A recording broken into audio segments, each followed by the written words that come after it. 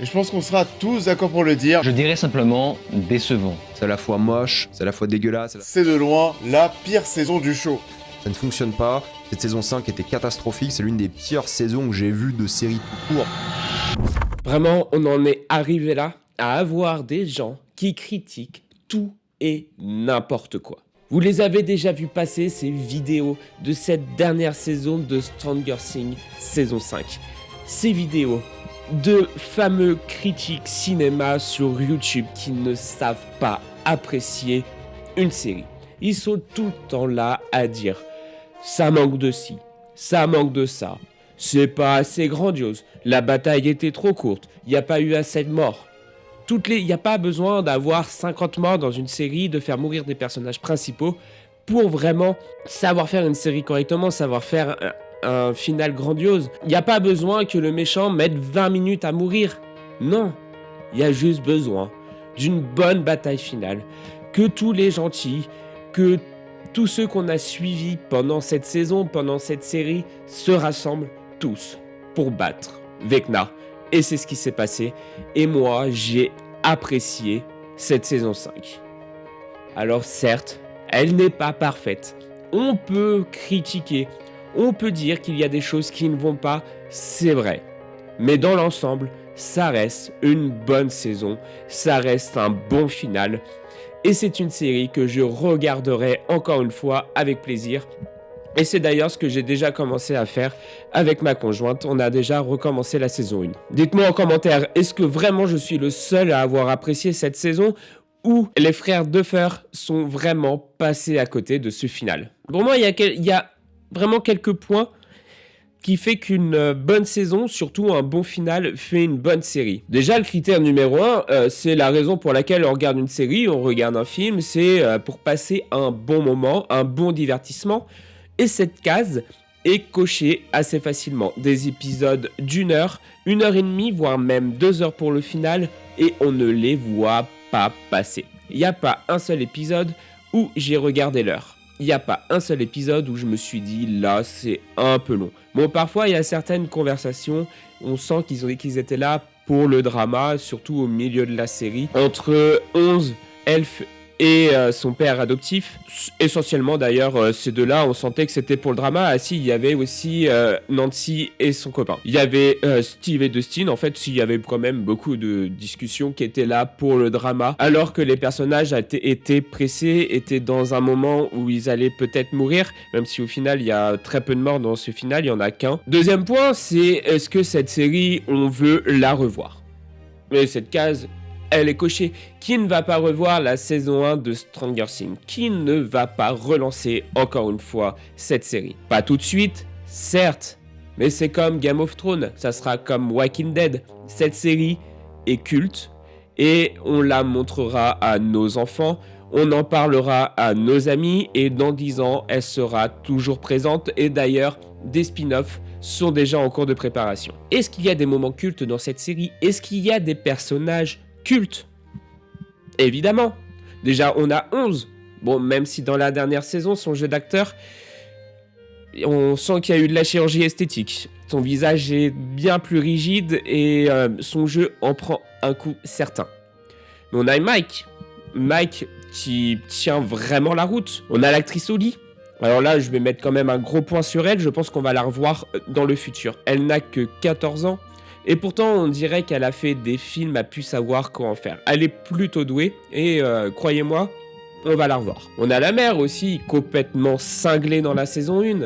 Un moment culte avec ses lampes, avec ses lumières de Noël qu'elle attache dans tout son appartement. On a Vecna, bon, il est critiquable, il n'est pas parfait, certes, mais ça reste un méchant culte.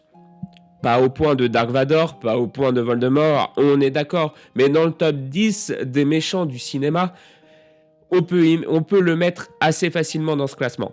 Et on a également des scènes iconiques, comme je disais, le moment dans la saison 1, avec les lumières dans la maison pour retrouver Will. On a un moment culte, pareil dans la saison 1, Eleven qui fait passer la voiture par-dessus les vélos. Les démons gorgons, des moments cultes aussi, c'est des méchants qui resteront, des monstres qui resteront dans nos mémoires. Même dans la dernière saison, on va avoir des moments cultes, il se passe plein de choses dans l'Upside Down. Là, c'est encore un peu frais, donc les 8 épisodes paraissent tous à peu près cultes, mais dans quelques mois, on retiendra que des morceaux de ces épisodes, et là, on saura quel moment a été culte.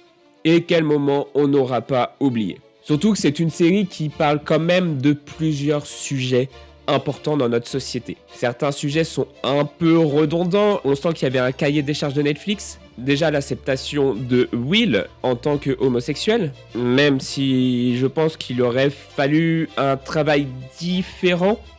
Surtout vers la fin, c'est un personnage que j'ai commencé à apprécier vraiment dans les derniers épisodes. C'est un personnage qui avait l'arme à l'œil assez facilement, qui ne servait pas à grand chose. On a énormément de personnages qui ont évolué. Steve, qui était un connard dans les premières saisons, est aujourd'hui un personnage attachant, ainsi que Nancy, qui est devenue bien plus forte, bien plus solide. On a également Holly qui était un enfant tout simplement au final dans le début de la saison quand elle se fait capturer par le démon Gorgon, et à la fin elle dirige les 11 autres enfants toute seule. Elle sauve 11 enfants à elle toute seule parce qu'elle a pris confiance en elle grâce à Mike. On a énormément de personnages qui ont évolué de cette manière et c'est pour ça que je trouve que cette dernière saison est quand même bonne. Aucun personnage n'est oublié, enfin presque, mais ça on va en revenir un peu vers la fin de la vidéo. Un personnage a été oublié, certes pas très important, mais il a été complètement effacé du scénario. Et un dernier sujet que traite cette série, tout simplement, c'est le deuil. Le deuil, au début, dans la première saison, de Jim qui doit faire le deuil de Sarah, sa propre fille, de la mère de Will qui n'arrive pas à faire le deuil et qui voit Will partout. Alors certes, en soi, elle avait raison, mais au début, on la prend vraiment pour une cinglée. La mort de Eddie, qui a complètement détruit Dustin au tout début de cette saison 5. Il doit faire le deuil de Eddie et on sent que c'est vraiment difficile pour lui. Et ensuite, on a vraiment cet épilogue qui est incroyable où tout le monde doit faire le deuil de 11. Pour l'épilogue, on en reviendra encore une fois un peu plus tard, on va éviter de s'éparpiller. J'ai plein de choses à dire dans cette série qui pour moi est une bonne série, je reviens là-dessus, et qui a été trop défoncée et trop facilement par les critiques. Si ça vous intéresse d'ailleurs, vous pouvez me dire en commentaire si vous voulez des vidéos réactions où je regarde des vidéos de critiques cinéma des personnes les plus connues, Clapman, Régis Goria. En plus sur lui je pense qu'il y a pas mal de choses à faire. Il a la critique assez facile. En gros si ça vous intéresse, n'hésitez pas à me le dire. Surtout qu'on a des effets spéciaux dans cette série. On sent que la série a coûté de mémoire entre 30 et 50 millions par épisode. Les effets spéciaux sont incroyables, la bataille finale est incroyable, les monstres sont incroyables. Le flagelleur mental, alors là, quand on voit la différence par rapport à la saison 1, mais il n'y a rien à voir. Là, c'est parfait. Pour moi, les effets spéciaux aujourd'hui sont au niveau de Game of Thrones et il n'y a pas débat là-dessus. Alors, Game of Thrones est encore un poil au-dessus quand même parce que c'est Game of Thrones. Mais cette série, au niveau des effets spéciaux, n'a clairement pas à rougir et le budget était là et ça se ressent, enfin presque. Est-ce un choix de scénario? Est-ce un choix d'argent tout simplement, de moyens? Mais dans la bataille finale, il y a quelque chose que j'ai pas remarqué tout de suite et c'est en discutant avec ma conjointe parce qu'on était à fond dans l'épisode, donc à la fin on a quand même discuté. Où sont passés les démons gorgons dans la bataille finale? Où sont passés les chauves-souris qui ont tué Eddie? Tout simplement, Vecna était tout seul avec le flagelleur mental. Est-ce une scène coupée qui nous explique pourquoi il ne peut pas faire intervenir les démons gorgons, peut-être dans cette dimension, qui sait? On ne sait pas pourquoi ils sont pas là, ça fait un vide. Après, le flagelleur mental, plus les démons gorgons, plus les chauves-souris, est-ce que ça n'aurait pas fait trop de méchants pour des gens qui n'ont pas de pouvoir, qui se battent avec des lances et des couteaux à la fin? À part Nancy qui a une arme à feu. Et Dustin, de mémoire, je crois qu'il a un lance-flamme. Mais bon, ça aurait été juste quand même face à des démons gorgons et des chauves-souris tueuses d'Eddie. Moi, je pense à la scène coupée, qui paraissait anodine au moment du montage et qui au final aurait pu être important, ou un choix du scénario pour mettre un petit peu plus en avant nos personnages, Nancy, Dustin, Steve, etc. Je vais pas tous les citer.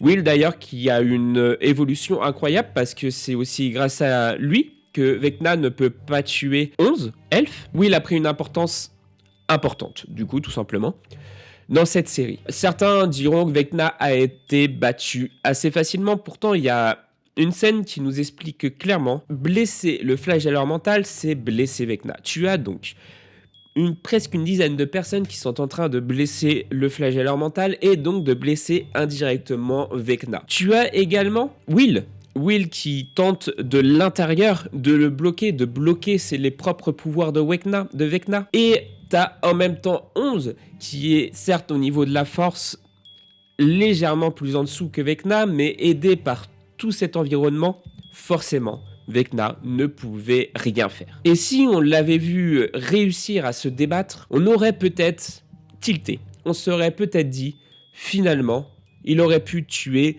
tout le monde. Alors pourquoi il n'y a pas de mort dans cette série? À part Cara?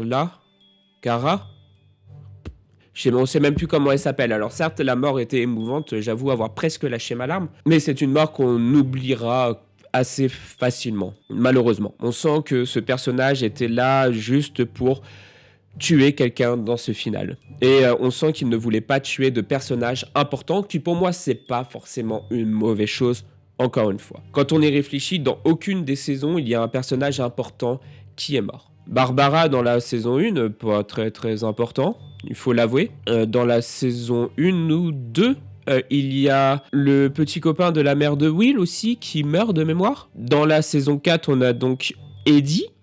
Mais c'est pareil, c'est un personnage qui est arrivé dans cette saison aussi.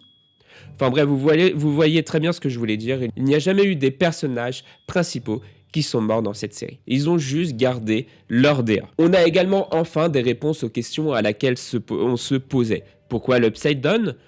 Pourquoi Vecna ne peut pas rentrer dans la grotte à cause d'un souvenir qui le hante, et toute cette dernière saison joue beaucoup là-dessus, sur des souvenirs qui hantent nos personnages et qu'il faut qu'ils combattent. Encore une fois, on avance dans l'évolution des personnages, on comprend un peu plus nos personnages, on comprend un peu plus Vecna, comment il a eu ses pouvoirs grâce à une pierre magique. On n'a pas de réponse pour la pierre magique, mais comme ils ont prévu des spin-offs, est-ce qu'on n'aura pas cette réponse dans ce spin-off, même si je trouve le coup de la pierre assez facile. À la limite, j'aurais préféré qu'il soit né tout simplement comme ça, ou alors que ça soit dû à des expériences, comme je le pensais au départ, et ça aurait été très très très bien comme ça. On sait également pourquoi il avait besoin de ces 12 enfants pour faire effondrer la dimension du haut sur la dimension du bas, sur l'Upside Down, et mélanger les deux dimensions. La raison du pourquoi, du comment, malheureusement, on ne la sait pas. C'est vrai qu'il reste encore des réponses en suspens, et surtout, la réponse à laquelle on s'attendait le plus, où est passée la copine de Dustin, Suzy, dans la saison 3. Voilà. Ils ont oublié un personnage, c'est ce que je vous disais tout à l'heure. Suzy a disparu. Elle n'existe plus. Voilà.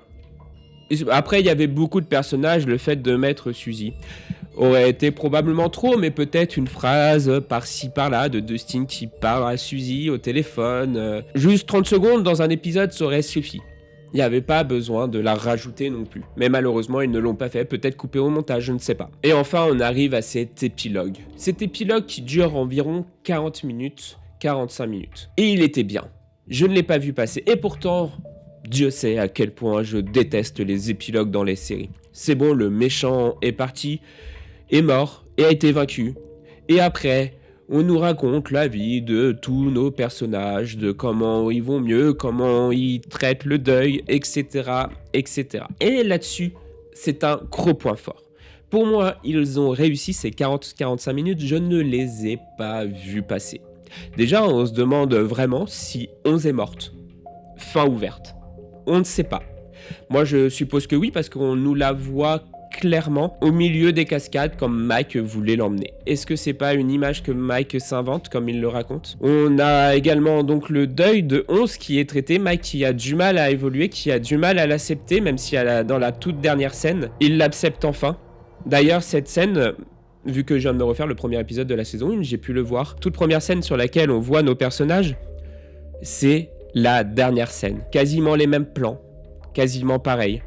Ils ont commencé à jouer à Donjons et Dragons et ils terminent sur Donjons et Dragons. Une fin incroyable, une fin exceptionnelle, une fin qui restera dans nos annales, un épilogue qui traite le deuil parfaitement, comment nos personnages doivent évoluer. Un deuil pas seulement sur 11, pas seulement sur la mort, mais un deuil aussi parce que chaque ami va devoir se séparer, chaque ami prend une branche différente. Certains vont travailler, certains vont rester à Hawkins, certains vont partir dans d'autres universités très loin, à une journée de route pour Dustin. On a vraiment le droit à une fin réelle. Chaque personne reprend sa vie. Chaque personne avance à sa manière. Et chaque personne fait son deuil comme il le peut et comme il le veut. On a Jim aussi qui récupère enfin son poste de policier, de chef de la police, et qui tente de vivre une vie heureuse avec la mère de Will. Enfin bref, j'ai vraiment adoré cette fin de saison. Certes qui n'était pas parfaite, certes qui manquait parfois de rythme avec des discussions à rallonge, des moments qui étaient là que pour le drame, des personnages dont on ne comprend pas forcément le pourquoi du comment, genre par exemple pourquoi Nancy et son mec se séparent alors qu'ils sont à deux doigts de mourir. C'est peut-être pas le moment de se séparer. Bon après, c'était bien amené quand même, c'était bien fait. On sait toujours pas pourquoi Vecna fait tout ça. Le flagelleur mental serait derrière, mais du coup, pourquoi le flagelleur mental fait tout ça? Beaucoup de questions encore en suspens, certes, mais pas des questions qui changent complètement la façon dont on peut voir Stranger Things au final. Il y aura des spin-offs, donc des spin-offs qui vont pouvoir peut-être répondre à nos questions, en sachant que tous nos personnages n'apparaîtront dans aucun des spin-offs, ça c'est clair et net, en tout cas... Actuellement, c'est ce qu'ont dit les frères de Fer. Aucun spin-off ne sera concentré sur nos personnages et on ne les verra plus. Même s'il y a un petit spin-off sur Mike qui recherche Eleven et en même temps Eleven qui se fait poursuivre par les militaires qui ne croient pas à la mort de 11, serait vraiment pas mal. Si vous m'entendez les frères de Fer. Pourquoi pas une série qui se termine comme elle a commencé. N'oubliez pas de liker la vidéo et de vous abonner. Et sur ce, je vous dis ciao. On chiotte le système, on chiotte la conformité, on chiotte tout, et tous ceux qui vous empêchent d'avancer et qui nous séparent, parce que ça, c'est notre année.